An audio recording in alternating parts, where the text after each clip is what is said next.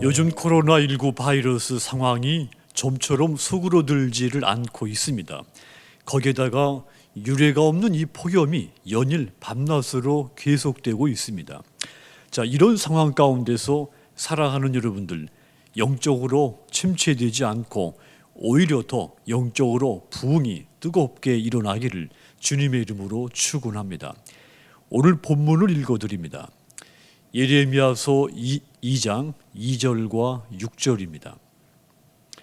가서 예루살렘의 귀에 외칠지니라.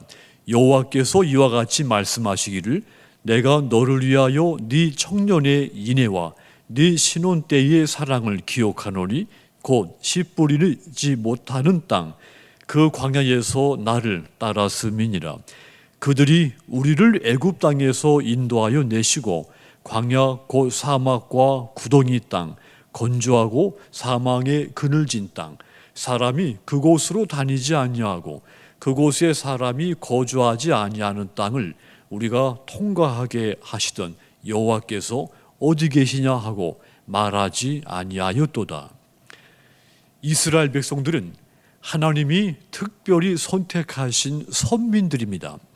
지구상에 수백, 수천 개의 부족들이 있었지만 하나님은 그 가운데서 이스라엘 백성들을 선택을 하신 겁니다. 그렇다면 이 이스라엘 백성들은 오직 하나님만 사랑하고 하나님만 섬겨야 되는 겁니다. 그런데 하나님의 이런 특별한 은총을 입었음에도 불구하고 그들은 멸망의 길을, 하나님을 섬기지 않고 우상을 섬기며 멸망의 길로 간 것입니다. 하나님을 위면하고 도리어 이방 신들을 사랑하고 섬긴 것이죠. 영적인 백성들이 영적인 침체에, 영적인 실패에 빠지게 된 것입니다. 그들이 영적으로 침체하게 된 원인이 무엇일까요? 이 본문을 통해 그 원인, 이유를 깨닫도록 해야 하겠습니다. 그리고 어떻게 해야 오늘날 저와 여러분들이 이스라엘의 이 전철을 밟지 않고 영적 침체, 영적 실패에 빠지지 않을 수 있는지 우린 그 길을 찾도록 해야 하겠습니다. 그렇다면 하나님의 백성된 저와 여러분들, 이 힘든 코로나 재난 가운데서도 영적으로 침체되지 않고 오히려 더 뜨겁게 영적인 부흥이 일어나게 하려면 어떻게 해야 하겠습니까? 범사에 하나님의 은혜를 잊지 않아야 됩니다. 2절 다시 보시면 가서 예루살렘의 귀에 외칠지니라. 여호와께서 이와 같이 말씀하시기를 내가 너를 위하여 내 청년 때의 인애와 내 신혼 때의 사랑을 기억하노니 곧 씨 뿌리지 못하는 땅 그 광야에서 나를 따랐음이니라. 이스라엘 백성들이 애굽의 노예 생활과 또 광야의 고난 생활 가운데서도 하나님을 사랑하고 하나님을 바라보았다는 말씀이죠. 그뿐만이 아닙니다.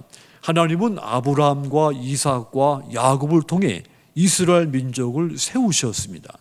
이스라엘은 언약 백성으로서 하나님이 주신 그 약속의 계명도 받았습니다. 하나님은 그들을 특별히 보호하신 것입니다. 그들을 축복하는 자는 복을 받고 그들을 저주하는 자는 저주를 받게까지도 하셨습니다.